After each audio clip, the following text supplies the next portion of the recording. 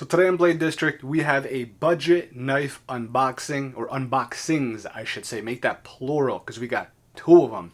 Two Ka-Bar Doziers. And as you can see, I have a Ka-Bar Dozier. This particular one is the one with the thumb hole in this awesome bright green. I love the thumb hole variant. These two are the thumb stud variant, which I've never owned. And by the way, this guy is hiding another one. You ready for this? Look how small. The mini, which I also recently got. You can clearly see how much smaller it is. I have an unboxing, which I'll link right up here, of this one. This thing weighs like just about an ounce. This is the mini, so technically I guess you could say I have a thumb stud variant, but it's super small. This guy has been a user for me. As you can tell, the paint chipping off everywhere.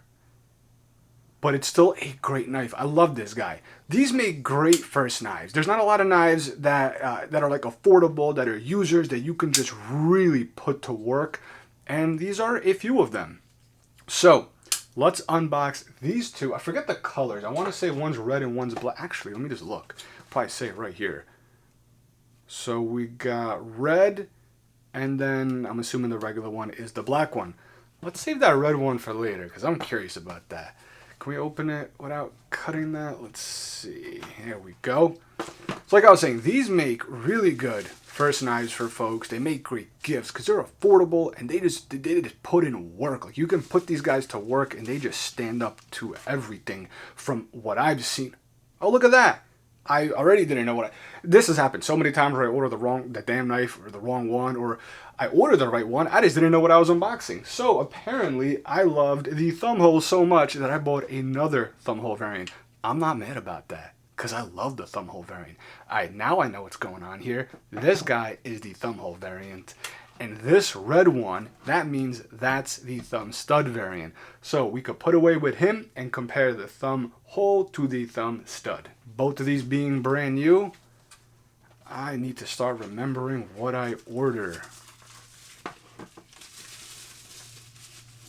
Ooh, look at that. Oh, that looks nice. So I'll have more close-ups in just a second. All right, so here we go. The Ka-Bar Dozier. These are the normal sized ones. We have the thumb stud with the black, what is it called? I think it's Zytel handles. And then this thumb hole variant with this beautiful red. It's kind of like a deep red, not burgundy, but definitely a dark red. The good thing about these are it's not completely, oh yeah, it's tip up, so you can't go tip down, tip up. But the pocket clip is reversible, as you can see.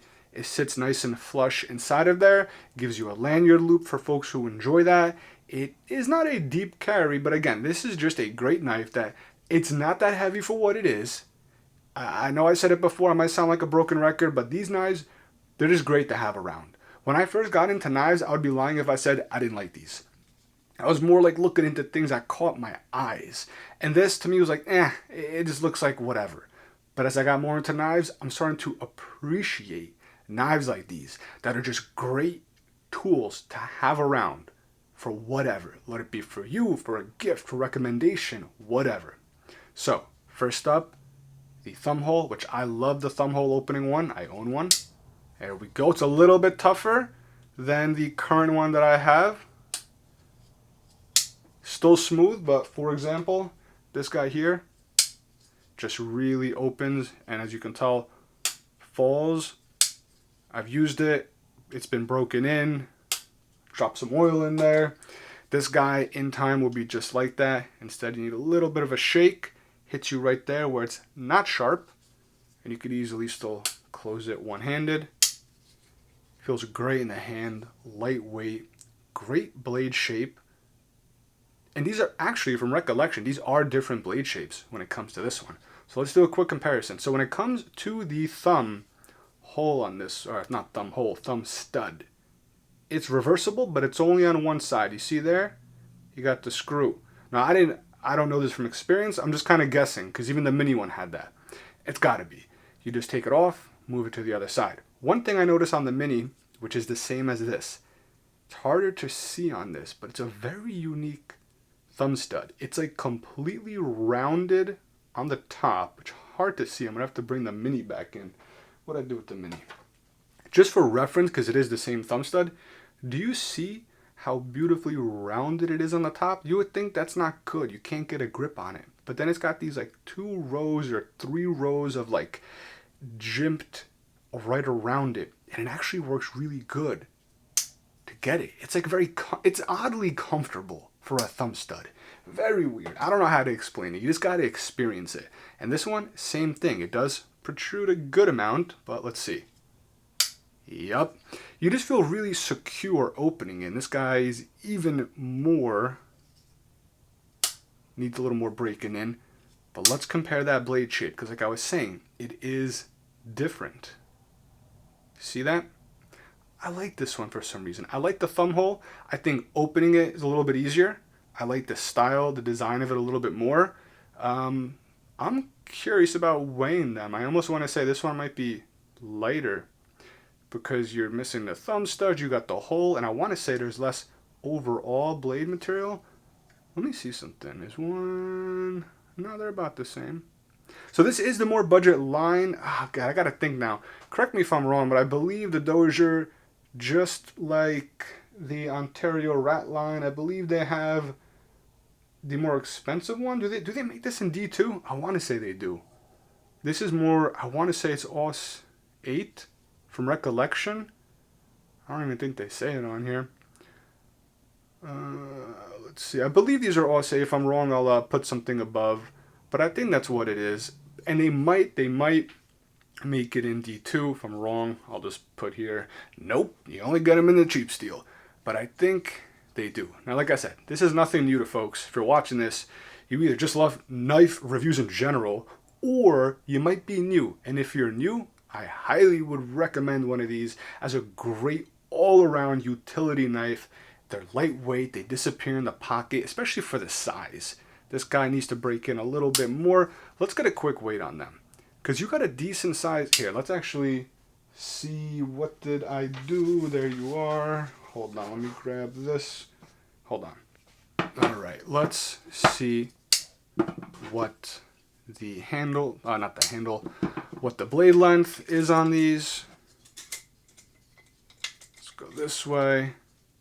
So, blade length is, I'm measuring this at a hair under 3 inches. I don't have any spec sheets in front of me, so usually I compare, but this is just me going off. That is a hair under 3 inches. So that's a good sign. Hair under 3, but you're maximizing literally all you can out of that almost 3 inches. And for 3 inches, we will be getting a weight of, let's go for this one first, because I'm just guessing. I want to say this guy's lighter. I might be completely wrong. Let's see. This guy comes in at 2.33. That is awesome. Almost 3-inch blade, 2.33 ounces. And this one here, 2.1. What is that? What is that? I can't see. 2.19. So a little bit, not by much, but still 2. What did I say? 2.3, 2.19. They're about 2.2 ounces for about 3 inches of blade. Of course, that comes down to this Zytel plasticky material handle, which not everybody's gonna like. Honestly, I don't mind it. As you can tell from my green one, it held up just fine. And this guy is so smooth. You can see from the pocket clip, it's got some use and everything. And this guy, smoothed out real nice.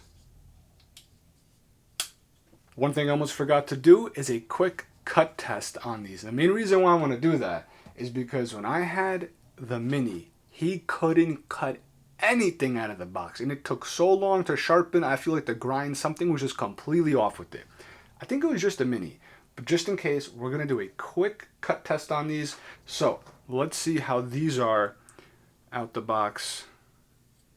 This one feels okay. Uh-oh. Let's see. Again, these are budget knives, so I'm not going to, knock them too hard. But I got a feeling they're not going to be as good as I would like them to be. Okay, it's not terrible. See, it's already starting to catch up a little bit.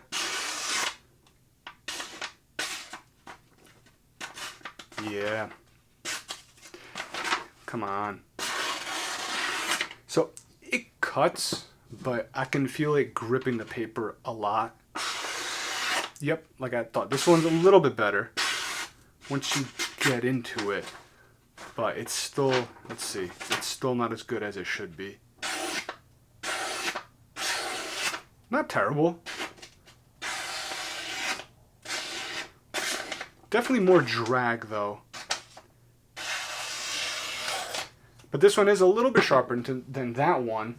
And just for example, the good old mini sheepdog over here, which for some reason, for like a thicker blade, this guy just slices. He just slices. Did you see that? Where'd it go? I like missed. Come on, look at that. This guy, for some reason, I've used him in a few other videos too for comparison because he's always laying around right next to me. But yeah, like I was saying, Kaiju just did an awesome job on these. And these aren't terrible, but you can tell this one, just a little more drag. It's not going to perform the same way we literally just saw that Kaiser slicing. It'll cut. And this guy's just one step, 3 steps down. Okay, fine. He's like 3 steps down at this point. Like, look at that, how rough that is. Yeah. All right. Not, you know, not impressed, but not going to knock it too bad because, again, as a beginner knife or a knife to kind of have around, great knives to practice sharpening on. So yeah, in the hand, these guys just, they're so basic, but they fit, they mold. Like, you know what I mean? I have smaller hands, no problem. If you're going to have bigger hands, you're going to be fine too. It's got a little bit of jimping up here, as you can tell. It's kind of thick jimping. Probably see it better on this one. Whew, well, I'm wrong about that one. Let's go back to this one. You got some jimping on the one that doesn't have the thumb hole. It's actually new to me. So the jimping actually feels nice. This one, you don't have jimping. It has a little bit of a ramp, and I feel like this would do really well with jimping because you would kind of be able to kind of push against that ramp. So these, like I said, overall, I'm broken record at this point. If you're into knives, you know what the hell these are. If you're not into knives or you're new to knives, I should be saying, these are great knives. Don't turn away from them. Don't shy away from them like I did when I first got into knives.